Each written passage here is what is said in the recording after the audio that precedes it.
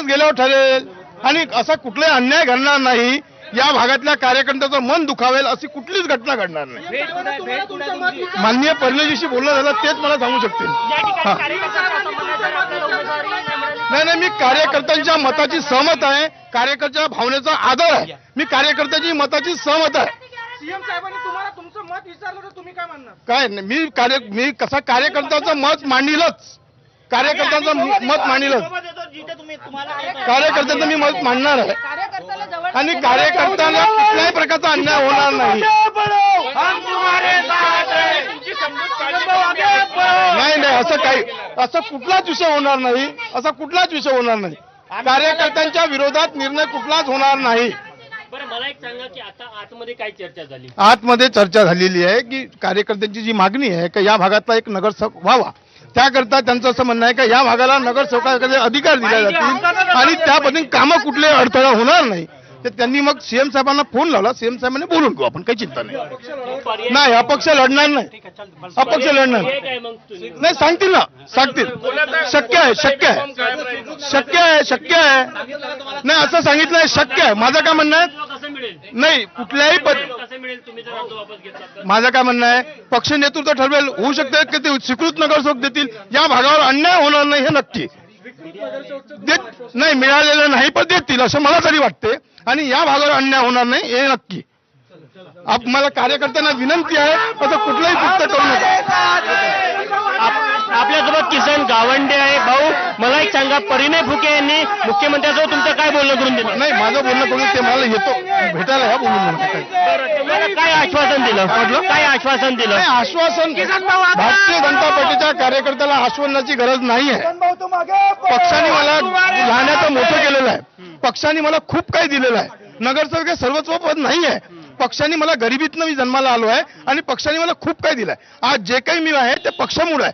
कार्यकर्त्याच्या भावनाचा मला आदर करतो मी, त्याच्यामुळे तो विषय नाही आहे आणि नगरसेवकाचे अधिकार नक्कीच मिळेल. कार्यकर्त्या भावना कशा जपल्या जाईल? मग नाही, कार्यकर्त्याच्या भावनाचा नक्कीच आदर होईल. मुख्यमंत्र्यांशी एकदा चर्चा करू द्या, नक्की आदर होईल त्याचा. तुम्ही जर का तुमच्या उमेदवारी अर्ज मागे घेतला तर मग हजारीपाड भागाला प्रतिनिधित्व कसं मिळेल? जी कार्यकर्त्यांची भावना आहे, कुठल्या रूपानं प्रतिनिधी मिळेल या भागाला, कुठल्या नाही कुठल्या रूपानं होऊ स्वीकृत नगरसेवक म्हणून मिळेल, कुठेही मिळेल. काही शब्द दिला तसा? शब्द दिला, शब्द द्यायचे आहेत. अजून आम्हाला जाऊ द्या, तेव्हाच होईल चर्चा, होईल तेव्हाच होईल ना. कुठे बोलावलाय तुम्हाला? माननीय परिणयजींना माहित.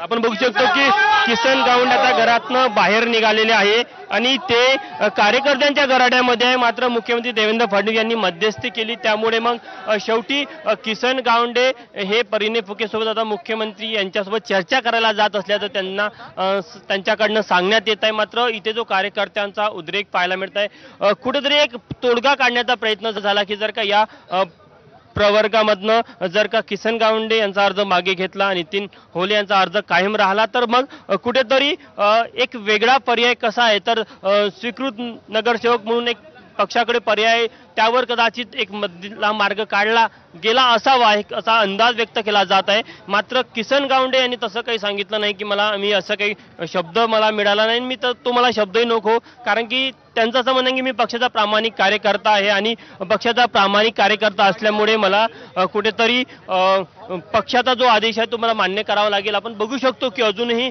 किसन गावंडे यांच्या घरापुढे कार्यकर्त्यांची गर्दी आहे. परिणय फुके हे आतमध्ये गेले होते, माजी आमदार सुधाकर कोहडे हे देखील आतमध्ये गेलेले होते आणि त्यांनी सांगितलं की कुठेतरी या संपूर्ण प्रकरणामध्ये मधला मार्ग काढला जाईल आणि संकट मोचन म्हणून मग परिणय फुके यांना पक्षश्रेष्ठीने इथे पाठवलेलं.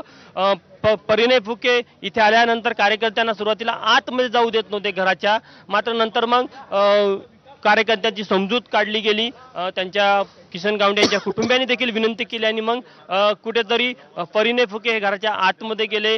त्यांनी किसन गावंडे यांच्यासोबत चर्चा केली. मुख्यमंत्री देवेंद्र फडणवीस यांच्या सोबत देखील त्यांनी किसन गावंडे यांचं बोलणं करून दिलं आणि त्यानंतर मग कुठेतरी किसन गावंडे यांना काहीतरी एक वेगळा पर्याय, एक वेगळं आश्वासन दिलं असावं असा एक निष्कर्ष निघतो. पण सध्याच्या परिस्थितीमध्ये किसन गावंडे हे उमेदवार राहणार नाही असंच चित्र आपल्याला पाहायला मिळत आहे आणि